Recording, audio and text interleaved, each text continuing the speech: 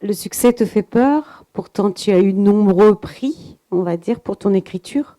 Le fait que les gens rient, en fait, je racontais l'histoire de la déportation de mon père, ça faisait rire les gens. Donc je ne supportais pas qu'ils rient. Mais si par hasard ils ne riaient pas, je supportais encore moins. Voilà. Donc j'étais très mal, voilà, pris entre pourquoi rit-il d'une histoire aussi tragique et qu'est-ce qu'ils ont ce soir, pourquoi ils ne se marrent pas, c'est con. Voilà, donc il y avait quelque chose voilà, l'auteur comique a besoin du rire. Le fils de déporté, en fait, en a fait une arme pour pouvoir raconter son histoire. Voilà. Tu dis en même temps l'impossibilité de vivre avec ça, et tu dis la seule possibilité, c'est d'en rire. C'est pas de. C'est en fait dans l'atelier, on rit pas directement, bien sûr, de la déportation, mais on rit de l'innocence des gens autour qui ne comprennent pas ce que c'est, ou même du personnage qui représente ma mère dans la pièce, qui ne comprend pas non plus sa propre histoire et qui est étonnée de pleurer. Elle dit mais tout va bien, pourquoi je pleure? Je ne sais même pas pourquoi je pleure. Voilà. Donc c'est à la fois, et en plus, c'était bien sûr la déportation de mon père, mais c'était surtout la vie de ma mère que je mettais en scène. Donc voilà, c'est des... Et pourtant, tu vas continuer dans cette veine-là, puisque pas seulement en racontant la déportation, mais en racontant la vie des autres, la vie des gens ordinaires. Tu vas parler d'autres sujets, comme par exemple dans Rix, où tu parles... Rix, c'est bien avant, hein, c'est une c'est- pièce du début. oui, Rix, c'est les moi en années fait j'ai la 60. chronologie des publications en tête, Voilà, et pas de l'écriture. Rix, c'est les années 60. Et Tu j'ai parles la... du fait de trouver l'étranger, la venue de Voilà, l'autre et alors de l'étranger qui effraie. il y avait une sorte de racisme assez forcené dans les années 60. Voilà. Je peux dire qu'on a été largement surpris ces années de trouver pire. Mais voilà, la parole était ouverte dans les années 60. Mm. Elle s'est rouverte dernièrement, ce qui prouve qu'écrire contre le racisme n'est pas d'une efficacité formidable et qu'on peut même dire que c'est peut-être pour ça qu'il y a de plus en plus de racistes.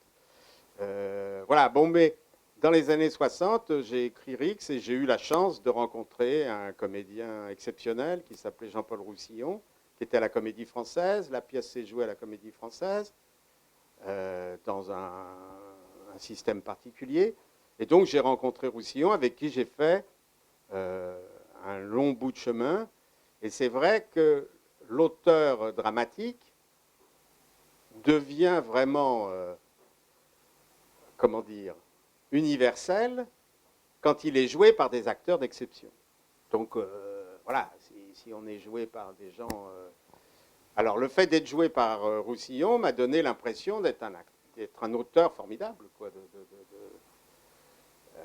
voilà, tu as continué à écrire oui, oui, toute ta vie finalement. Alors il faut bien voir qu'il n'y a que les acteurs qui vous sollicitent. Voilà, accessoirement, il y a des éditeurs fidèles qui demandent ce que tu fais, mais sinon personne te demande ce que tu es en train d'écrire. Il n'y a pas de metteur en scène, il n'y a pas de directeur, il n'y a pas de personne. Hein. Donc je décris toujours l'auteur, le jeune auteur, comme un type qui devient fou. Un jour, il dit tiens, je vais écrire. Voilà. Alors il annonce ça à ses parents, à ses proches, qui le regardent comme un malade. Hein.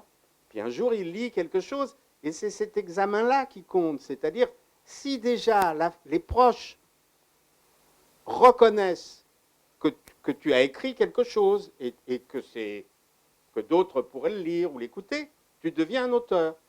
Mais tu restes un auteur non joué.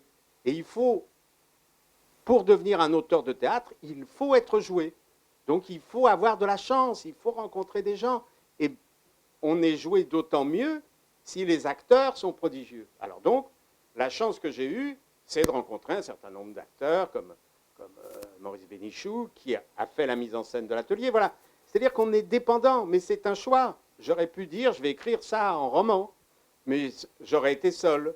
Alors que le théâtre permet de ne pas être seul. On est seul quand on écrit, puisque tout le monde se fout de ce que vous faites. sauf les acteurs qui cherchent des rôles. Voilà. Les acteurs, les metteurs en scène. Les metteurs en scène, très peu. Non, parce qu'ils sont souvent directeurs de centre, donc ils n'ont pas le temps de lire. Donc ils délèguent la lecture à des gens en qui ils n'ont pas confiance. Voilà, c'est un peu le gouvernement de la République, quoi. Je ne fais pas confiance à mes collaborateurs ne font pas confiance à leurs collaborateurs, et on se retrouve... voilà. Donc, c'est comme ça. Voilà, donc toi, tu as continué à écrire, tu as continué aussi, on va dire, à élargir les formes, dans le sens des formes longues, des formes courtes, et puis aussi pour la jeunesse. Donc ça, c'est arrivé un peu plus tard. Alors voilà, je vais raconter comment ça s'est passé. En Angleterre, dans les pays anglo-saxons, l'auteur est une personnalité centrale du théâtre. Voilà. C'est quelqu'un dont on a besoin. Le théâtre fonctionne parce qu'on écrit des pièces inédites. Voilà. Il y a Shakespeare, mais ils ont l'obligation, c'est-à-dire pour toucher des subventions, il faut qu'ils créent des pièces. Et une année, tous ceux qui touchaient des subventions en Angleterre, étaient obligés de créer une pièce inédite pour la jeunesse. Donc j'avais un ami anglais qui avait un petit théâtre, qui avait monté déjà l'atelier, Zone Libre, Dreyfus.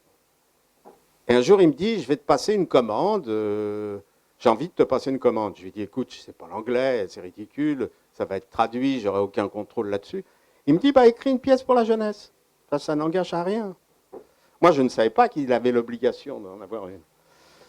Et je lui dis, mais pour la jeunesse, ça veut dire quoi? Il me dit, mais pour 5-6 ans. Je lui dis, non, mais t'es dingue. Bon.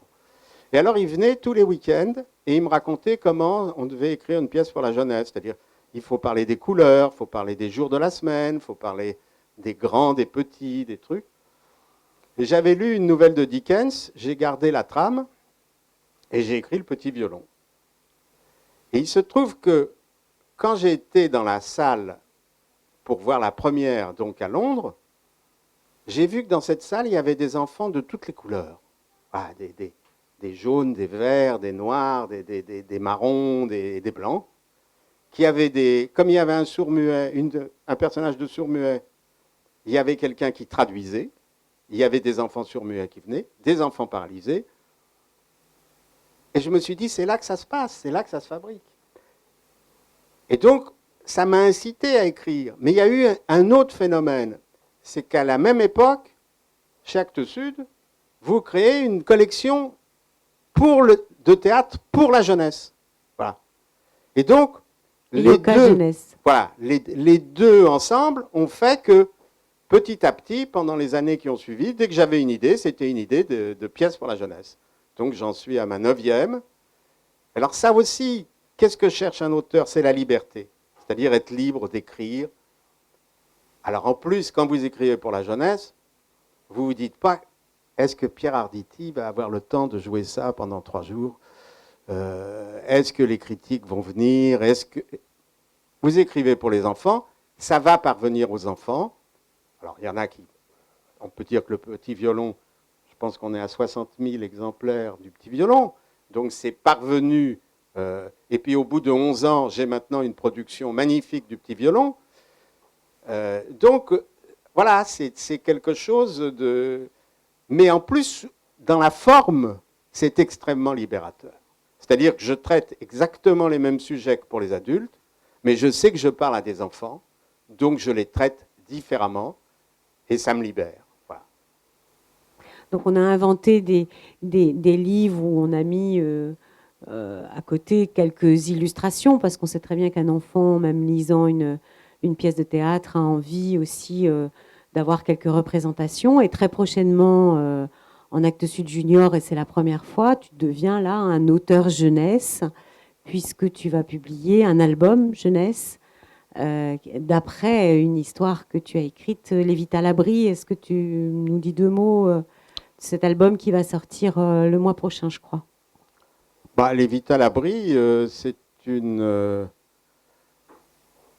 En fait, quand ma fille était petite, le dimanche matin, je lui racontais une histoire. Et la seule chose dont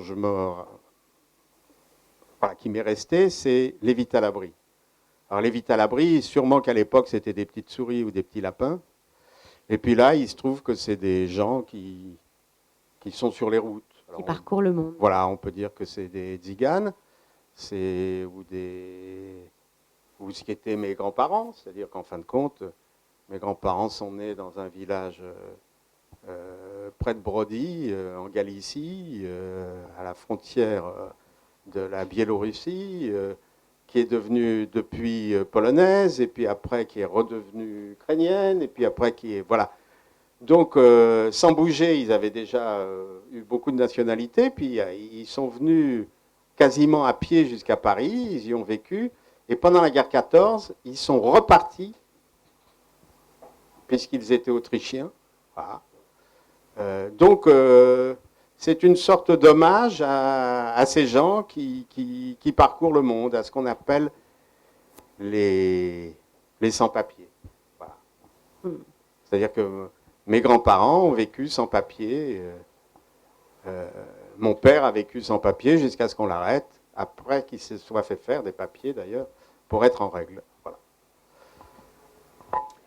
La question de la règle, ça me fait enchaîner sur la ligne jaune avec il y a un ça va justement où tu t'inventes des propres règles. Tu disais c'est une contrainte de commencer par ça va, et puis il y en a un que tu as écrit justement avec une contrainte nouvelle à l'intérieur. Vas-y, si tu veux bien nous lire cette scénette. Ça va? Pas des masses, figure-toi que... Stop, attention, je te signale que tu t'apprêtes à franchir la ligne jaune. Quelle ligne jaune?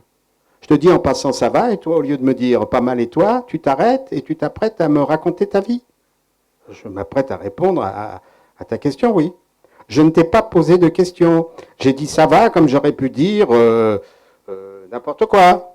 Bonjour.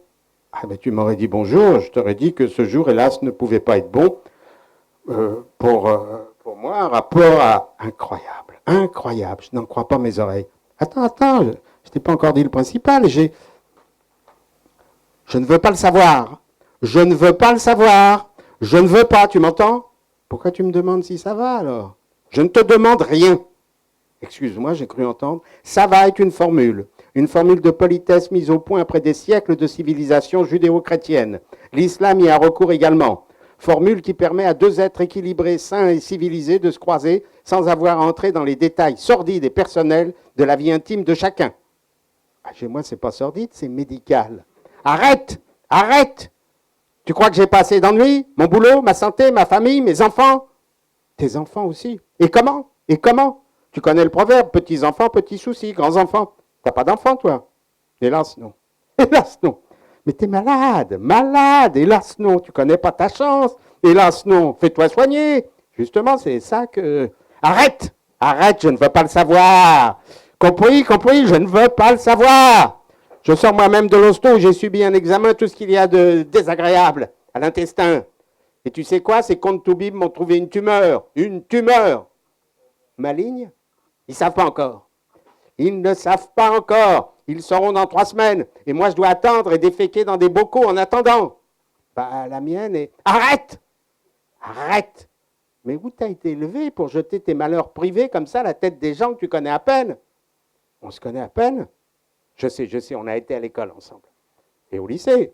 Mais ça fait plus de 30 ans, mon petit vieux, plus de 30 ans. On a fait notre service obligatoire civil ensemble aussi. Ok, d'accord. 2 ans dans la même case, plus 40 ans en été, moins 50 en hiver. Ça m'était sorti de la tête. Et en plus, on travaille depuis 25 ans dans la même boîte. Pas au même étage. Pas au même étage, c'est vrai. Quoi qu'il en soit, rien ne t'autorise à te jeter sur moi en pleine rue pour me déverser tes malheurs sur la tête. Je voulais juste répondre à ta question. Quelle question? Ça va? Pas mal et toi? Moi, ça va pas, je suis dans la merde, question santé. Tu me rends dingue. Tu sais, je regrette amèrement de t'avoir lancé ça va en passant. Ouais, aujourd'hui, t'es mal tombé, parce qu'aujourd'hui, tu veux absolument abolir des siècles de civilisation? C'est l'âge de pierre que tu veux restaurer? C'est ça que tu veux, l'âge de pierre? Pas du tout. On t'a déjà dit que t'es un extrémiste? Jamais. Eh bien, moi, je te le dis. Un extrémiste doublé d'un terroriste. En plus, tu vas finir par nous faire pointer en retard. Moi, je pointe pas, je peux plus travailler rapport à mon... Tais-toi ou je te tue. Tu sais, franchement, au point où j'en suis, ça me ferait ni chaud ni froid. Juste une chose, dis-moi franchement, à part ta santé, ça va? Ça va. Bah tu vas quand tu veux. Salut. Salut, bonjour chez toi. N'abuse pas de ta condition de célibataire, tu veux? Sinon, moi aussi, je vais finir par te raconter ma vie. Et crois-moi, elle n'est pas jolie, jolie. Qu'est-ce qui t'arrive? Ta gueule, fous le camp, provocateur, pervers, fumier, célibataire.